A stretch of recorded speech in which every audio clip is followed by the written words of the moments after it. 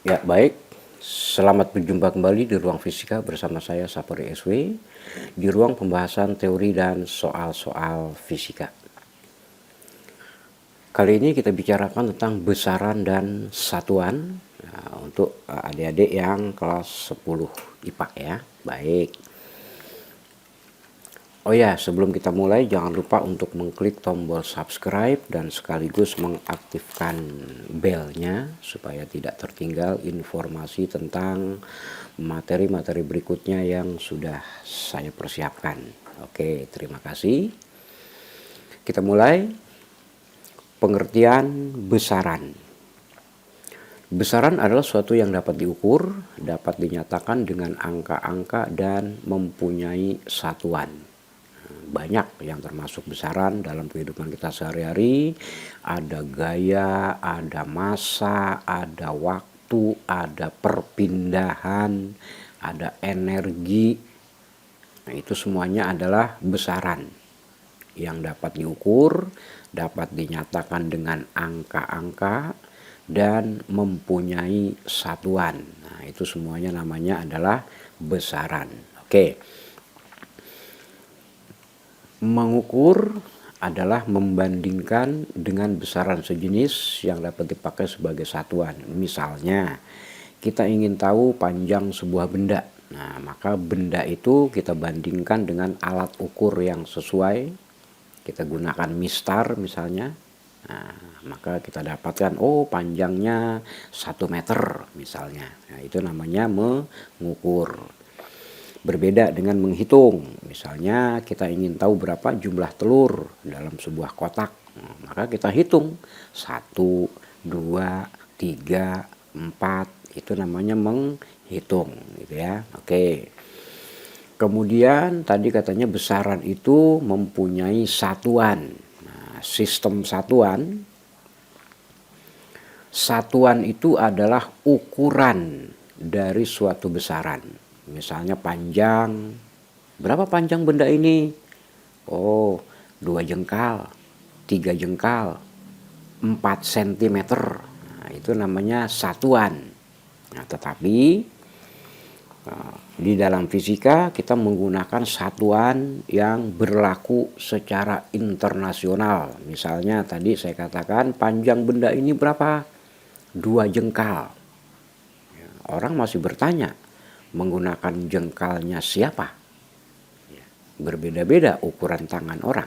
Nah, maka itu tidak standar, maka tidak kita gunakan di dalam fisika, harus berlaku secara internasional. Nah, panjang satuannya meter, sehingga kalau orang mengatakan, oh panjang benda ini 1 meter, maka orang semuanya sedunia ini bisa tahu, bisa membayangkan yang namanya panjang benda 1 meter itu seberapa. Nah, makanya digunakan sistem yang berlaku secara internasional. Nah, ada 2 sistem satuan yang digunakan, yaitu sistem metrik dan sistem Inggris. Nah, kita akan lebih familiar menggunakan sistem metrik yang masih dibagi 2 lagi, yaitu sistem MKS dan sistem CGS. Oke. Jenis besaran kita bedakan menjadi 2, yaitu besaran pokok dan besaran turunan. Kalau besaran itu dikelompokkan berdasarkan nilai dan arahnya, juga terbagi 2, yaitu besaran vektor dan besaran skalar. Besaran vektor itu adalah besaran yang mempunyai nilai dan arah. Contoh, gaya. Jadi kalau misalnya, ada benda diberi gaya 10 Newton. Itu pernyataan yang belum jelas. Kenapa? Gaya 10 Newton itu arahnya kemana? Apakah ke kanan, ke kiri, ke atas, atau ke bawah? Nah, jadi harus jelas. Misalnya suatu benda diberi gaya 10 Newton ke kanan. Jelas. Kemudian perpindahan itu juga mempunyai nilai dan mempunyai arah. perpindahannya dari mana ke mana? Oh, dari A ke B misalnya. Maka itulah yang dimaksud besaran vektor, yaitu yang mempunyai nilai dan mempunyai arah. Sedangkan besaran skalar itu besaran yang hanya mempunyai nilai, ya, tidak mempunyai arah. Contohnya massa. Benda ini massanya 2 kilogram. Ya sudah, tidak ada orang bertanya arahnya kemana. Ya tidak ada, cuma massa 2 kilogram, sudah. Nah, gitu ya. Oke. Kemudian tadi besaran terbagi dua, yaitu besaran pokok dan besaran turunan. Besaran pokok dalam sistem internasional itu ada 7 besaran pokok, yaitu panjang, massa, waktu, kuat arus, suhu, intensitas cahaya, dan jumlah zat. Panjang dalam sistem internasional bersatuan meter, massa bersatuan kilogram, waktu bersatuan skon, kuat arus listrik bersatuan ampere, suhu bersatuan Kelvin. Oke, tentang suhu kita lebih sering menggunakan satuan derajat Celcius ataupun derajat Fahrenheit. Tetapi dalam fisika, dalam sistem internasional, maksudnya suhu itu bersatuan Kelvin. Intensitas cahaya itu bersatuan kandela dan jumlah zat bersatuan mol. Oke, jadi hanya 7 inilah yang termasuk besaran pokok. Bagaimana dengan besaran-besaran yang lain? Misalnya ada luas, ada volume, ada massa jenis, ada gaya, ada energi. Oke, semua yang lain-lain kecuali yang 7 ini, itu semua termasuk besaran turunan. Oke. Kenapa disebut besaran turunan? Nah, karena besaran-besaran itu disusun atau dibentuk dari besaran pokok. Contoh, besaran turunan luas. Orang mengatakan luas itu sama dengan panjang kali lebar. Oke. Tapi kalau kita perhatikan besarannya, itu sama saja, panjang kali panjang. Oke. Volume orang mengatakan sama dengan panjang dikali lebar dikali tinggi. Oke. Lebar, tinggi itu hanya istilah saja, sedangkan besarannya tetap adalah besaran panjang. Jadi boleh kalau dilihat dari besarannya, volume itu sama dengan panjang kali panjang kali panjang. Oh, berarti disusun dari besaran panjang. Oke. Kemudian misalnya apalagi ya? Gaya. Nah, gaya itu sama dengan Newton. Satuannya Newton sama dengan kilogram meter per skon kuadrat. Nah, berarti dalam satuan Newton itu disusun dari besaran apa saja? Ada besaran massa, ada besaran panjang, ada besaran waktu. Nah, berarti disusun dari 3 besaran pokok, yaitu panjang, massa, dan waktu. Nah, berarti disusun oleh besaran-besaran tersebut, maka disebut dengan besaran turunan. Oke. Kemudian sebenarnya masih ada tambahan besaran pokok, yaitu sudut bidang datar dan sudut ruang. Nah, tetapi seandainya adik-adik ditanya, coba sebutkan yang termasuk besaran pokok. Nah, cukup 7 itu saja yang disebutkan: panjang, massa, waktu, kuat arus listrik, suhu, intensitas cahaya, dan jumlah zat. Nah, cukup 7 itu saja. Oke. Ini tentang tabel dari besaran turunan yang mempunyai nama satuan tertentu dalam SI. Nah, jangan tertipu. Kelihatannya besarannya tunggal, misalnya gaya, satuannya Newton. Kok besarannya tunggal, seperti besaran pokok. Nah, tapi kalau kita perhatikan tadi seperti saya jelaskan, Newton, satuan Newton itu terdiri dari satuan massa, satuan waktu, dan satuan panjang. Nah, Newton itu 1 Newton itu sama dengan 1 kilogram meter per sekon kuadrat. Oke, jadi walaupun kelihatannya bersatuan tunggal, tetapi ini sebenarnya adalah besaran turunan, gitu ya. Oke, kita lanjutkan. Ini ada contoh soal. Sebuah partikel bergerak dengan persamaan lintasan X sama dengan A plus B T plus C per T kuadrat dengan X dalam meter dan T dalam sekon, sedangkan A, B, dan C adalah konstanta. Tentukan satuan A, B, dan C. Oke, kita tulis dulu persamaannya. X itu bersatuan meter. Maka A itu harus bersatuan meter. B dikali T juga harus bersatuan meter. C per T kuadrat juga harus bersatuan meter. Sehingga kalau dijumlahkan semuanya akan tetap bersatuan meter. Maka A jelas satuannya adalah meter. Bagaimana menentukan satuan dari B? Oh, begitu caranya. B dikali T sama dengan meter. Maka B dikali skon, T bersatuan skon kan? B dikali skon sama dengan meter. Oh, kalau begitu B itu sama dengan meter per skon. Oke. Bagaimana dengan C? Seperti tadi. C per T kuadrat. T satuan skon, maka C per skon kuadrat. Kalau dirapihkan harus menjadi bersatuan meter, maka C itu harus bersatuan meter skon kuadrat. Iya. Oke, dengan berlatih pelan-pelan, adik-adik tentu nanti akan terbiasa melihat satuan-satuan seperti ini ya. Oke, kita lanjutkan.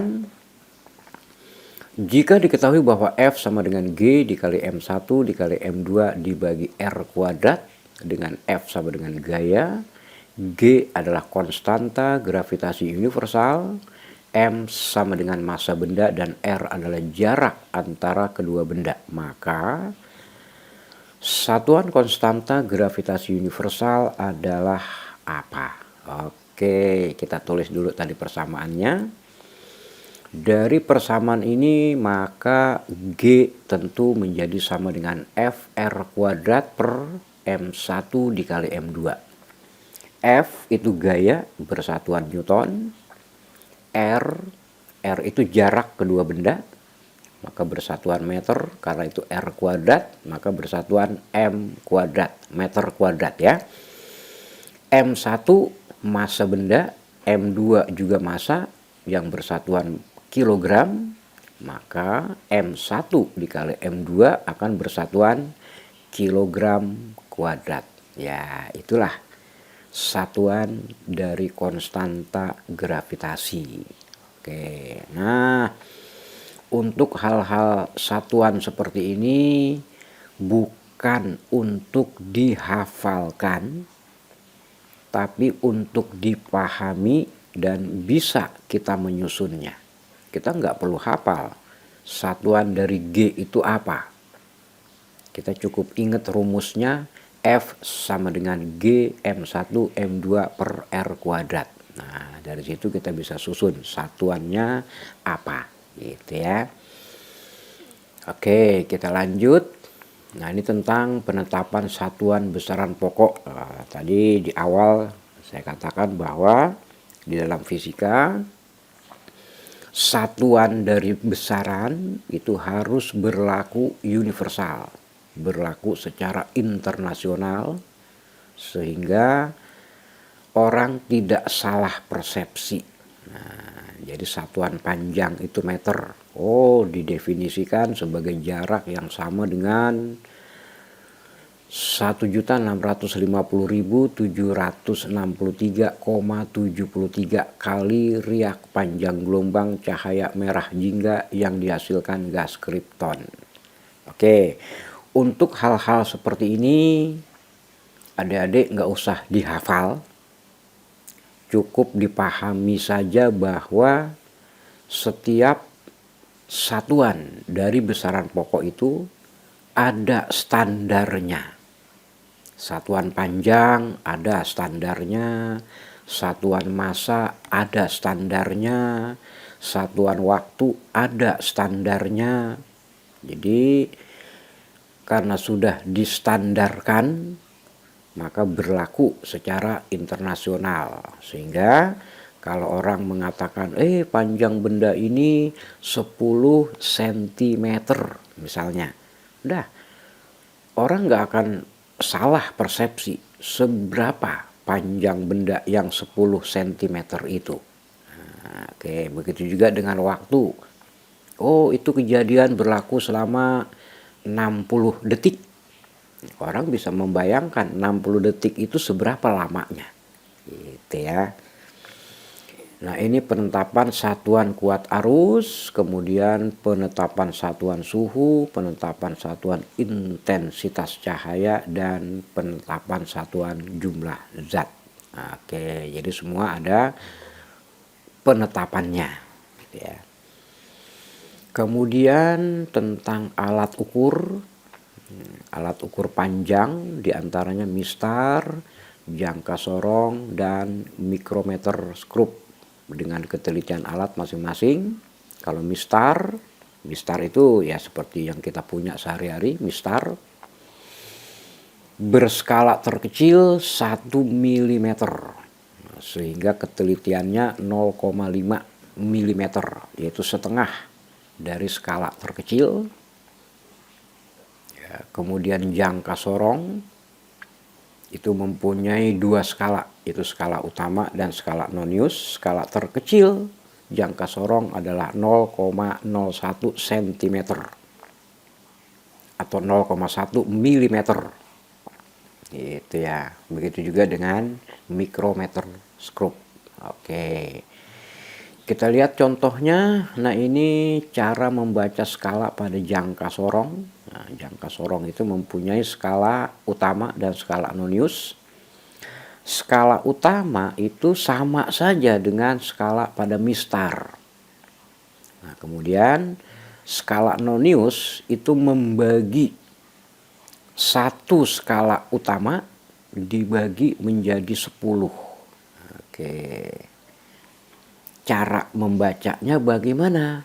Nah, pertama perhatikan di mana posisi 0 dari skala nonius. Oh, di situ berarti itu sudah menyatakan 8 cm. Oh, sorry, 9 cm. Nah, 9 cm lebih. Nah, lebihnya berapa? Kita lihat. Di antara garis-garis pada skala utama dan skala nonius, cari yang satu garis lurus. Nah, oh, ternyata yang satu garis lurus itu di sini. Ini menyatakan berapa dari skala nonius? 8. Oke, maka hasilnya adalah 9,5 ya, 9,5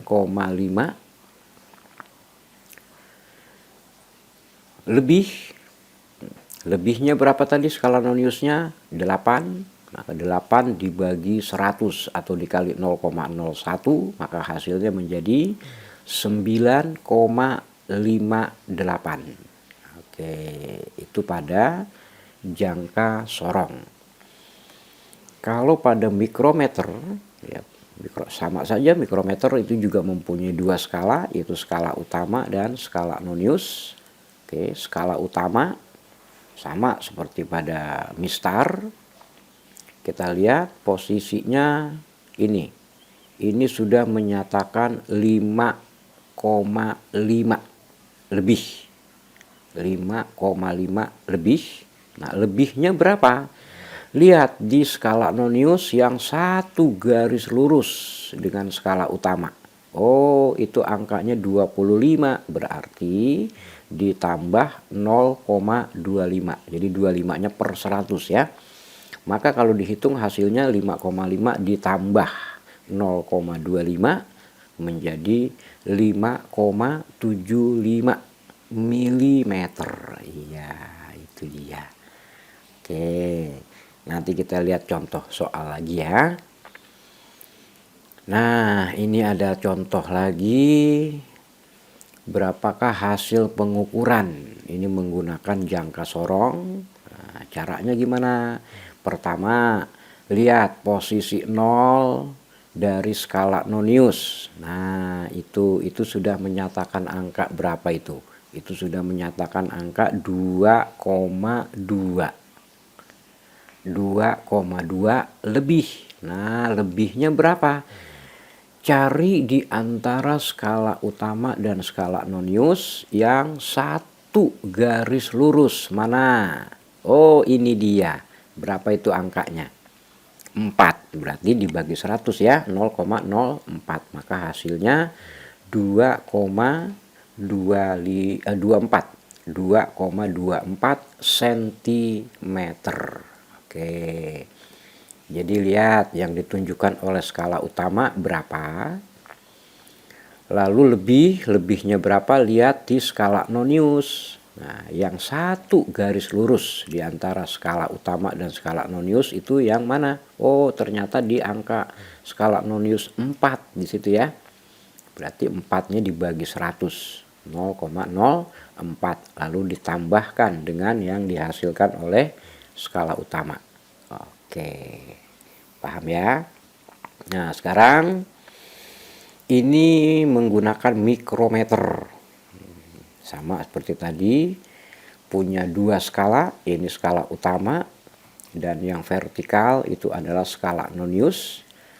Skala utamanya sudah menunjukkan angka berapa itu? 1, 2, 3 itu ya. Oke, 3 lebih. Nah, lebihnya berapa?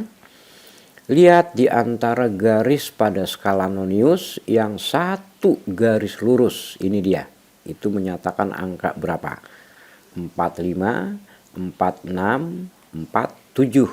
Nah, berarti ditambah 47 per 100. Maka hasilnya 3,47 milimeter. Iya. Atau skala utama sudah menyatakan 3 lebih. Lebihnya berapa? 47. Udah, tuliskan aja. Udah, itulah hasilnya. Iya. Jadi yang ditunjukkan skala utama berapa? 3. Lebihnya berapa? Yang ditunjukkan skala nonius 47. Udah, tambahkan menjadi 3,47. Nah, sama kan? Gitu caranya ya. Kita lanjutkan. Ini tentang ketidakpastian dari hasil pengukuran. Oke. Ada ketidakpastian dalam pengukuran tunggal, ada ketidakpastian pada pengukuran berulang. Ini nanti akan lebih jelas di contoh soal saja. Oke. Kemudian ada ketidakpastian mutlak dan ada ketidakpastian relatif. Oke. Ketidakpastian mutlak berhubungan dengan ketepatan pengukuran. Makin kecil ketidakpastian mutlak, makin tepat pengukuran tersebut. Iya. Oke, nanti akan lebih jelas di contoh soal ya. Kita lanjutkan dulu. Ini kalau yang tadi adalah pengukuran tunggal, ini untuk pengukuran tidak langsung dari pengukuran tunggal ya. Oke. Misalnya hasil pengukuran sebuah resistor dengan hambatan listrik sebesar 100,0 plus minus 0,2 ohm dialiri arus sebesar 2,00 plus minus 0,01 ampere dengan menggunakan persamaan daya disipasi P sama dengan I kuadrat dikali R, maka hasil perhitungan daya disipasinya adalah berapa? Oke, itu sudah ada jawabannya, 400 plus minus 4,8 watt. Bagaimana mendapatkan nilai 400 plus minus 4,8 watt itu? Caranya, tadi rumusnya P itu sama dengan I kuadrat dikali R dengan I 2,00 plus minus 0,01 ampere, maka itu I-nya, maka ketidakpastian pengukuran dari I kuadrat itu menjadi 0,01 per 2 ditambah 0,01 per 2. Ya, oke. Dari mana angka itu? 0,01 tulis di situ. Dibagi 2. 2-nya mana? Ini. Ya. Sebelahnya juga sama ya. 0,01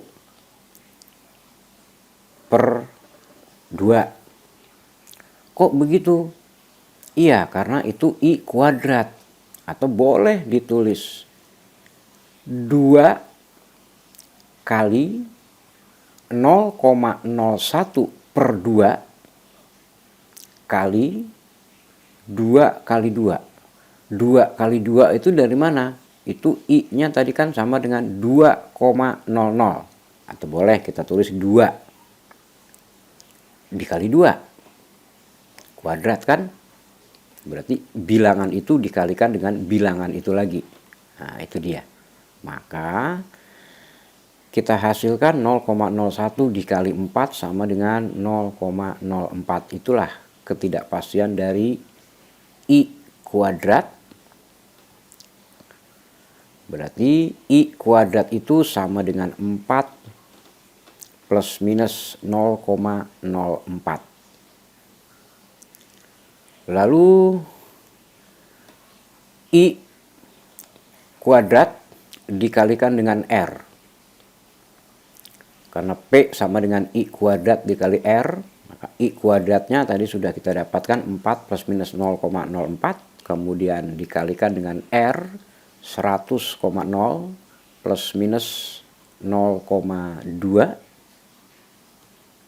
Maka ketidakpastiannya 0,04 per 4 itu.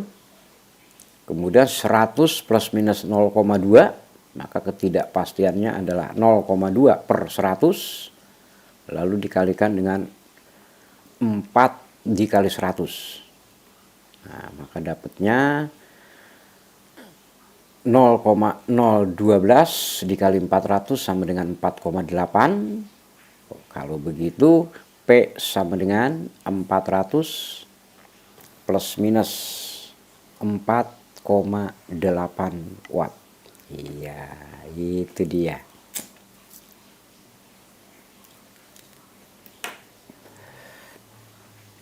Oke, nanti bisa adik-adik ulangi lagi sampai betul. Nah, kalau sudah betul boleh cari soal-soal sejenis ya. Jadi adik-adik belajar fisika itu jangan pernah langsung mengerjakan soal. Jangan pernah belajar langsung mengerjakan soal. Tapi pahami dulu konsepnya, pahami rumusnya, pahami caranya dari contoh yang ada, baru berlatih mengerjakan soal. Kalau perlu, dari soal yang sudah ada pembahasannya, tutup pembahasannya, kerjakan. Selesai, cocokkan dengan catatan tadi. Sampai betul. Gitu ya. Jadi jangan langsung mengerjakan soal, tapi pahami dulu konsepnya, pahami rumusnya, baru berlatih mengerjakan soal awali dengan soal yang sudah ada pembahasan dari catatan, lalu baru kerjakan soal yang belum dibahas. Oke, itu caranya ya, berulang-ulang. Kita lanjutkan, ini adalah faktor pengali satuan dalam sistem internasional. Misalnya kita kenal satuan panjang itu meter, tapi kita juga mengenal ada milimeter, ada sentimeter, ada kilometer. Nah, jadi mili, senti, kilo itu adalah awalan satuan. Nah, di sini diperkenalkan lagi ada mili, ada kilo, mega, giga, tera, eksa, peta. Nah, ini untuk yang besar. Kalau yang kecil dari mili, mikro, nano, piko, femto, atto. Nah, mili itu berarti dikali 10 pangkat min 3. Misalnya 1 meter itu 100 milimeter. 1000 milimeter. Berarti kalau 1 milimeter itu sama saja 1 dikali 10 pangkat min 3 meter. Kalau mikro misalnya 2 mikrometer. Itu berarti 2 dikali 10 pangkat negatif 6 meter. Oke, kalau nano berarti dikali 10 pangkat min 9. Kemudian ada piko, itu 10 pangkat min 12, dan seterusnya. Oke. Ini contoh mengkonversi satuan. Oke, kalau M besar itu menyatakan mega. Bedakan dengan M kecil.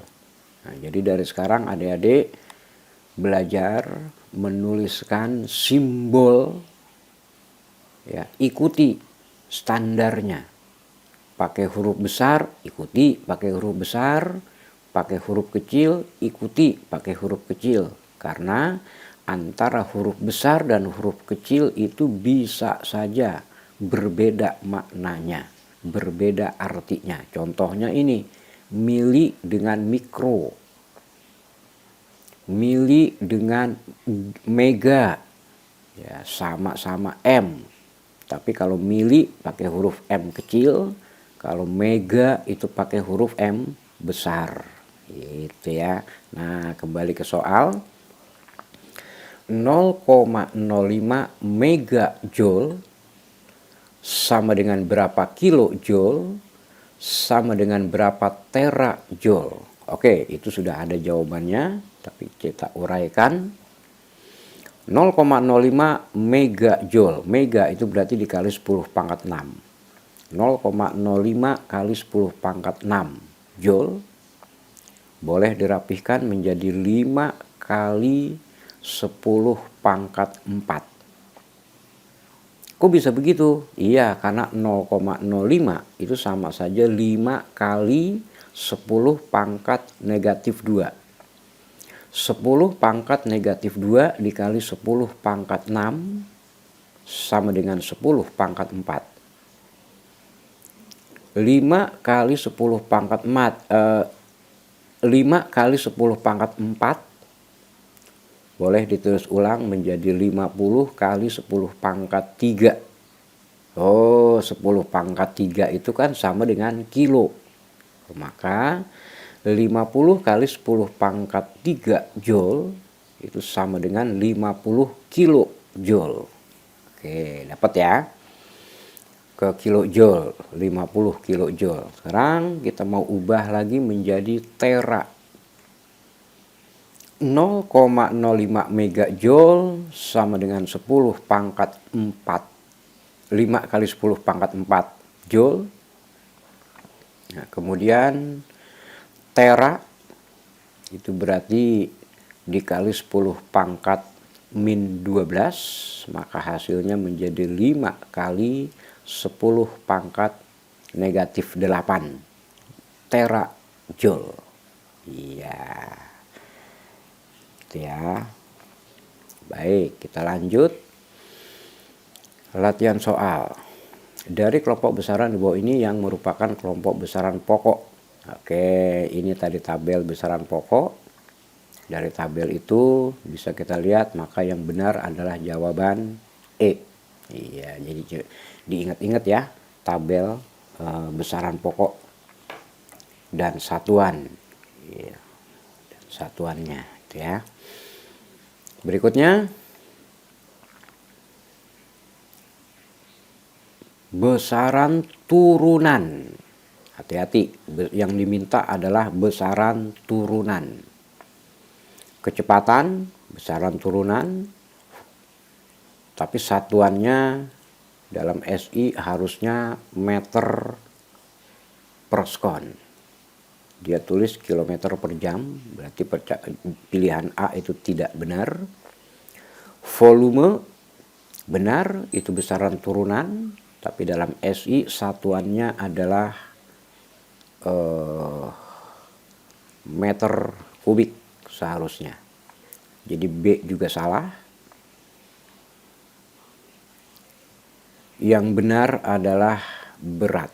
Nah, oke, tekanan itu benar, besaran turunan, tapi satuannya dalam SI itu adalah Newton per meter kuadrat.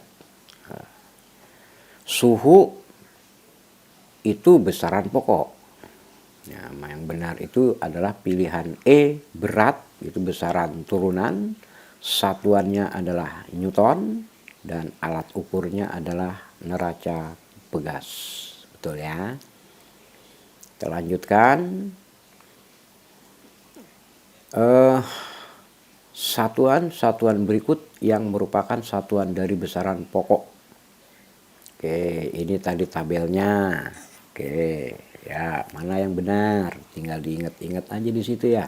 Oh, kilogram,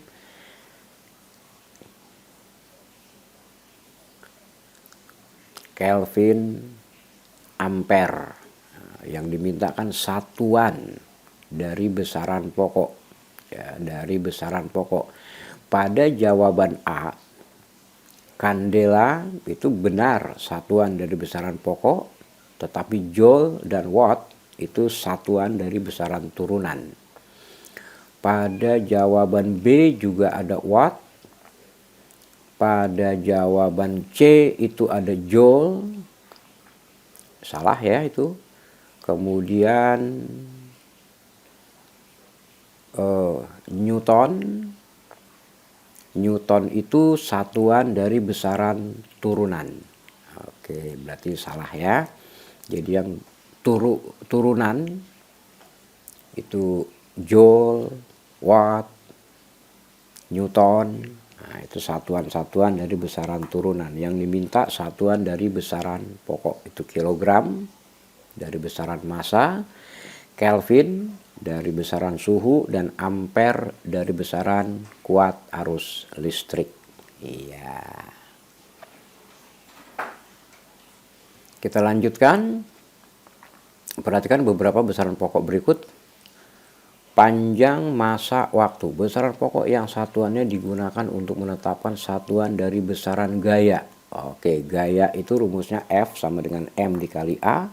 M itu massa, A itu percepatan. Sehingga F itu sama saja dengan satuan Newton. Satuan Newton itu sama dengan kilogram meter per sekon kuadrat. Berarti gaya itu, satuan dari besaran gaya itu terdiri dari besaran pokok, massa yang bersatuan kilogram, kemudian panjang bersatuan meter, dan waktu yang bersatuan sekon. Berarti pernyataan yang benar adalah pernyataan 1, 2, dan 3 yang benar. Iya. Itu ya. Jadi gaya itu disusun dari besaran pokok apa saja? Panjang, massa, waktu. Iya. Kita lanjutkan. Satuan berikut merupakan satuan dari besaran pokok kecuali, oke, berarti yang diminta adalah yang besaran turunan. Oke, mana? Iya, itu dia. Ya. Pada pilihan A, Kelvin, mol, Celsius, itu semua satuan dari besaran pokok. Meter, skon, kandela, itu semua satuan dari besaran pokok. Celsius, kilogram, mol, itu semua satuan dari besaran pokok. Sedangkan kandela, meter, watt. Kandela dan meter benar satuan dari besaran pokok, tetapi watt itu bukan besaran pokok, itu besaran turunan, satuan dari daya. Iya. Lanjut. Sebuah partikel bergerak dengan persamaan kecepatan V sama dengan A plus BT dengan V dalam meter per sekon dan T dalam sekon, sedangkan A dan B adalah konstanta. Tentukan satuan A dan B. Oke, kita tulis seperti tadi. V itu bersatuan meter per sekon, sehingga A juga harus bersatuan meter per sekon. Kemudian BT juga harus bersatuan meter per sekon. Kalau A jelas satuannya meter per sekon, sedangkan B bagaimana? Kita lihat B dikali T, berarti B dikali T, T satuannya sekon. Itu harus menjadi sama dengan meter per sekon, berarti B sama dengan meter per sekon kuadrat. Iya, itu dia. Meter per sekon untuk satuan dari A dan B bersatuan meter per sekon kuadrat. Iya, bisa ya. Kita lanjut. Nama besaran alat ukur dan satuan dalam sistem internasional yang sesuai secara berturut-turut. Oke, mana yang betul? Ayo. Itu tabelnya. Iya, itu yang betul. Ya, oke. 8. Besaran yang memiliki satuan joule per sekon. Nah, joule itu satuan dari besaran energi. Sekon itu satuan dari besaran waktu. Nah, berarti besaran yang memiliki satuan joule per sekon, pasti besaran itu sama dengan energi dibagi waktu. Energi dibagi waktu itu sama dengan daya. Oke. Itu adalah daya. Oke. Lanjut. Nah, ini tentang pengukuran massa benda menggunakan raca Ohaus. Gampang. Pertama lihat, ini 200. Ini 30 dalam satuan gram ya. Yang ini kira-kira pertengahan lah itu ya. 6,5. Berarti 200 ditambah 30 ditambah 6,5 gram. 236,5. Oke, tinggal dijumlahin aja. Oke, nggak ada masalah saya kira ini ya. Kita lanjut. Ini pengukuran dari alat menggunakan jangka sorong. Pertama lihat ini sudah menghasilkan angka berapa itu ya? 2,41. Kemudian yang ini 2,2 lebih. Bukan 2,2, maaf, 2,3 lebih ya, 2,34 ya. Nah, yang diminta selisihnya, ya udah tinggal dikurangi. 0,07 cm atau sama dengan 0,7 mm. Ya, dari sentimeter ke milimeter itu dikali 10 ya. Baik. Itu dia jawabannya. Berikutnya, dengan menggunakan jangka sorong diperoleh diameter dalam suatu tabung adalah 2,34. Oke, mana yang menunjukkan hasil 2,34? Kita lihat yang A. Itu baru 2,2. Berarti salah. Dia minta 2,3 ya. Salah. Ini 2 lebih sedikit. Salah. Ini juga sama 2,1. Salah. Ini 2,2.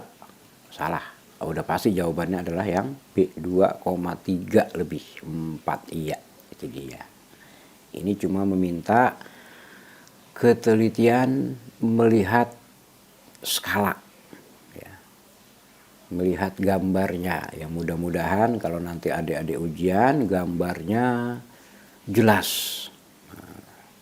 tidak buram ya. Kalau buram memang agak sulit, jadi cuma ketelitian melihat skala-skala itu aja. Oke, ini menggunakan mikrometer, hasilnya berapa? Lihat di skala utama itu sudah menyatakan angka 5 lebih. Lebihnya berapa? Itu menyatakan berapa? 0, 1, 2. Oh, berarti dibagi 100, maka 0,02, maka hasilnya 5,02 mm. Iya. Ingat pokoknya skala utamanya berapa. Kemudian skala noniusnya yang satu garis lurus itu berapa? Jangan lupa dibagi 100. Kalau 2 berarti dibagi 100 0,02. Kalau 5 berarti jadi 0,05 gitu ya.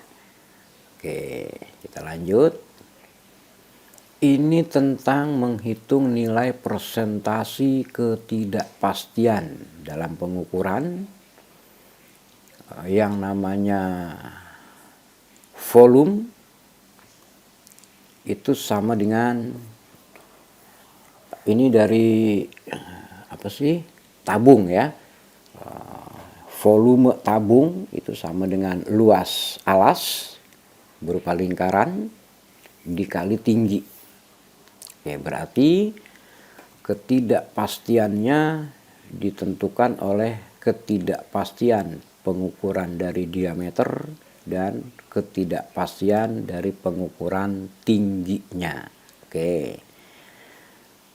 Persentase ketidakpastian volume sama dengan 2 kali persentase ketidakpastian pengukuran diameter ditambah persentase ketidakpastian pengukuran tinggi.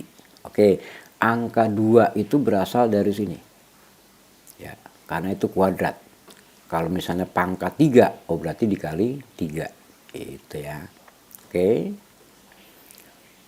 Tadi pengukuran diameternya 80,0 plus minus 0,05 berarti menjadi 0,05 per 80 dikali 100%. Kemudian pengukuran tingginya berapa tadi? 25,0 plus minus 0,05. Iya, 0,05 per 25.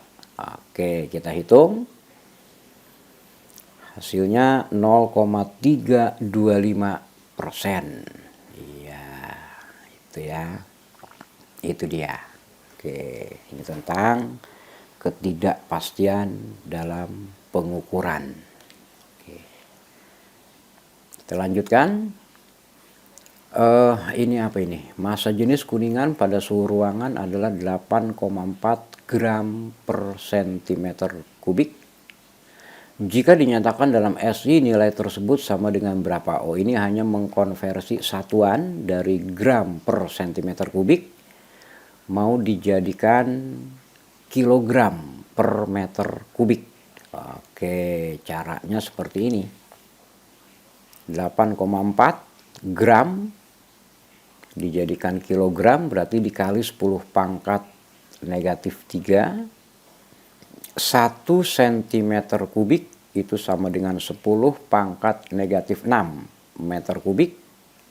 Maka dapatlah hasilnya 8.400 kg per meter kubik. Oke. Tapi untuk berikutnya, kalau adik-adik ketemu soal seperti ini, mengkonversi satuan dari gram per centimeter kubik menjadi kilogram per meter kubik, nggak usah seribet ini, nggak usah serepot ini, langsung aja kalikan 1000, selesai. 8,4 kali 1000, 8.400, sudah itu jawabannya. Oke, jadi kesimpulannya, mengkonversi satuan dari gram per centimeter kubik menjadi kilogram per meter kubik tinggal dikali 1000. Iya, itu dia. Sama nanti kalau misalkan mengkonversi satuan dari kilometer per jam mau dijadikan meter per sekon. Caranya bagi dengan 3,6. Iya, itu contoh saja. Oke, nah ini dia yang saya maksud. 2520 km per jam. Nah, itu sama dengan berapa meter per sekon? Tinggal dibagi saja dengan 3,6. Hasilnya 700 meter per sekon. Dari mana angka 3,6? 2520 km itu sama dengan 2520 kali 10 pangkat 3 atau dikali 1000 untuk bersatuan meter. Kemudian jam, 1 jam itu 3600 sekon. Oke, jadi 2520 dikali 1000 per 3600 sama aja dibagi 3,6. Iya. Oke, itu ya. Berikutnya ini 620 nanometer. Kalau mau dijadikan meter, dinyatakan dalam satuan SI, nanometer itu berarti dikali 10 pangkat negatif 9. Maka boleh dirapikan menjadi 6,2 kali 10 pangkat negatif 7. Iya, 620 itu sama dengan 6,2 kali 10 pangkat 2. 10 pangkat 2 dikali 10 pangkat negatif 9. Hasilnya 10 pangkat negatif 7. Iya, itu dia. Oke, berlatih juga ya menghitung bilangan-bilangan yang berpangkat. Ya, 10 pangkat A dikali 10 pangkat B. Hasilnya 10 pangkat A plus B. 10 pangkat A dibagi 10 pangkat B sama dengan 10 pangkat A min B. Ya, pelajari kembali ya. Ini lagi, apa ini? Seorang kakek memiliki 2 hektar sawah. Jika dinyatakan dalam meter persegi, luas tanah itu berapa? 1 hektar itu sama dengan 10.000 meter persegi, berarti kalau 2 hektar 20.000 meter persegi. Nah, tinggal 2 dikali 10.000 gitu ya. Oh, ini gampang. Oke, tinggal dikali 10.000. Pokoknya 1 hektar itu sama dengan 10.000 meter persegi. Ya, 10.000 meter persegi. Berarti lapangan sepak bola itu kira-kira berapa? 1/2 hektar. Lapangan sepak bola itu 100 meter dikali 100 meter dikali 50 meter, 5.000 meter persegi. Ya betul ya, setengah hektar. Iya. Jadi membayangkan luas tanah 1 hektar itu seberapa? Ya bayangkan aja kurang lebih 2 kali lapangan sepak bola. Ya itu ya. Nah, membayangkan hal-hal seperti itu akan mempermudah kita dalam berpikir. Misalkan kalau saya berpikir 100 meter itu kira-kira seberapa panjangnya? Ya bayangkan aja panjang lapangan sepak bola. Misalkan membayangkan lagi ada volume 1 meter kubik. Seberapa sih? Kita membayangkannya gampang. Bayangkan aja bak mandi panjang 1 meter, lebar 1 meter, tinggi 1 meter. Itulah 1 meter kubik. Nah, gitu ya. Berikutnya 1,6 kali 10 pangkat negatif 19 coulomb bila dinyatakan dalam satuan atto coulomb adalah berapa? Oke, atto itu 10 pangkat negatif 18. Oke. Berarti dikali 10 pangkat 18. Nah, tadi kan 10 pangkat negatif 19 dikali 10 pangkat 18 itu sama dengan 10 pangkat negatif 19 plus itu ditambah 18. Jadi tinggal 10 pangkat negatif 1 berarti sama dengan 0,16 atto coulomb. Iya. Berikutnya ini ada suatu pengukuran berulang massa sebuah benda dihasilkan data sebagai berikut. Laporkan hasil pengukuran berulang tersebut lengkap dengan ketidakpastiannya. Oke, pertama kita susun hasil pengukurannya 12,3, 12,4, 12,5, 12,6, 12,8 dan 12,9. Nah, kita hitung jumlahnya. Sigma X 75,50. Kemudian yang di sampingnya kalau kita kuadratkan 12,3 dikuadratkan 1,51,29, 12,4 kuadrat 153,76 dan seterusnya. Nah, kemudian kita jumlahkan ke bawah, hasilnya 950,31. N itu menyatakan jumlah data ada 6 ya. 6 kali pengukuran, jadi datanya ada 6. Ini tadi jumlah datanya ada 6, N. Jumlah datanya sigma X 75,50 dan jumlah X kuadratnya 950,31. Oke, kita masukkan ke persamaan ini. X0 sama dengan sigma X per N. N itu menyatakan jumlah data berarti 75,50 per 6, 12,583. Kemudian ketidakpastiannya itu rumusnya, N itu menyatakan jumlah data, hasilnya menjadi 0,09 gram delta X. Oke, kemudian ketidakpastian relatif delta X per X rata-rata dikali 100%. Tadi rata-ratanya berapa? Delta X-nya 0,09 ya. Berarti 0,09 per jumlah datanya berapa tadi? Rata-ratanya 12,583 kali 100, maka dapatlah hasilnya 0,7%. Oke. Ketidakpastian relatif 0,7% berarti dia berhak atas 3 angka dalam pelaporan ya. 3 angka penting.